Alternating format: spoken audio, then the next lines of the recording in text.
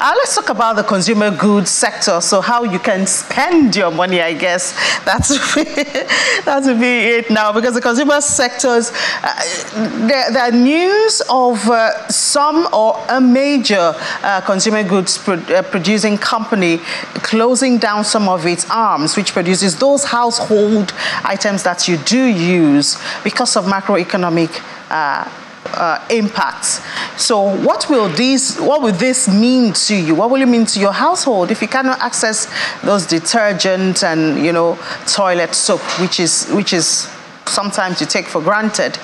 We have the partner and head commercial practice group at Anderson, Nigeria, Mr. Chinedu Ezomike, joining us from Canada. Mr. Ezomike, good morning. Thank you so much for your time this morning. Thank you very much. Okay. Thanks for having me. Good to have you. So, should we be worried, or is this just a one-off thing where we hear a major company closing down an arm that produces those household items, detergent and toilet soap? And I know there's competition, and you know, people do have preferred brands, but you can always switch, you know. But should we be worried, or do you see this spreading, or this is just for this particular company? Okay, thanks so much. The first thing to note is that the company we're talking about, you know, producers of Omo and Lipton and Blue Band and all that, they have been a household name, like you said. Some of us grew up knowing these products, you know, in the house. Unilever used to be Lever Brothers. So growing up, you know, we knew them. Now they are going through analysis of their product portfolio, and they are systematically shutting down those products who have not met certain growth strategies or profitability strategies. It's a normal thing that companies do, but what is driving it is the harsh business environment. And yes, we should be a bit worried because they're not the only ones doing this. I mean, we've seen a trend of companies upping and leaving the economy. It is never a good thing when a company leaves Nigeria. We have high unemployment rates. We have high poverty rates. So when companies who are supposed to provide employment are leaving or shutting down certain aspects of businesses, it's not good for the economies. But the companies themselves have to survive. It's a product portfolio review, and 2017, I think, Blue Band was exited or sold. 2021, it was Lipton. Now, 2023, we're having Omo, Sunlight, Lux. These are family brands that we are all know.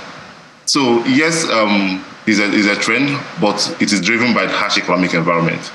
Because you know the interest rates have been high. Foreign exchange challenges that companies can't even access forex to import their raw materials.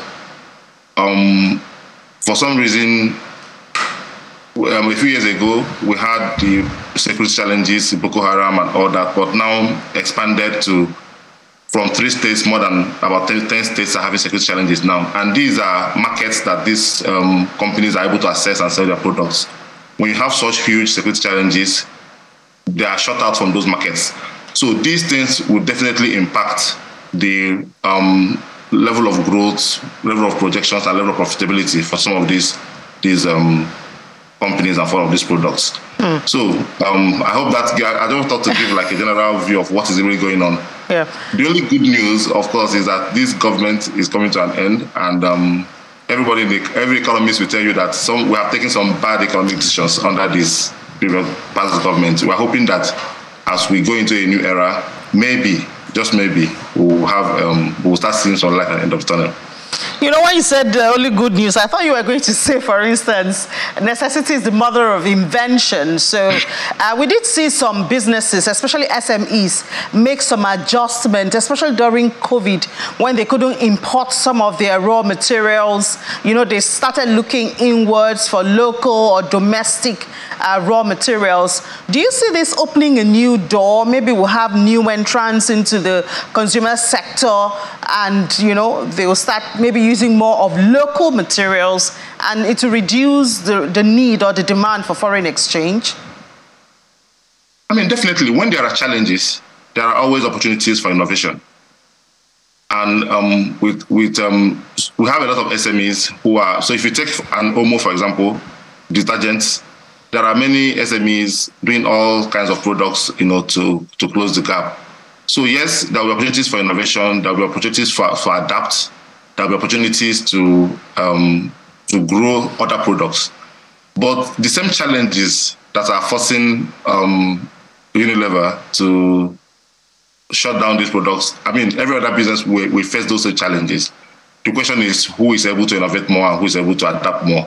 Because as people get poorer, their purchasing power decreases.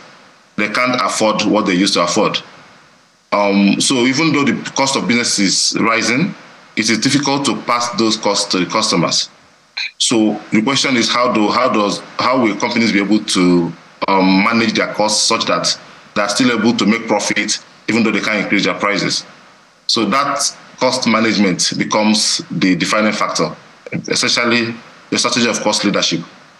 Some SMEs might be able to cope, some big companies might just find it challenging because there are also standards you can't go below.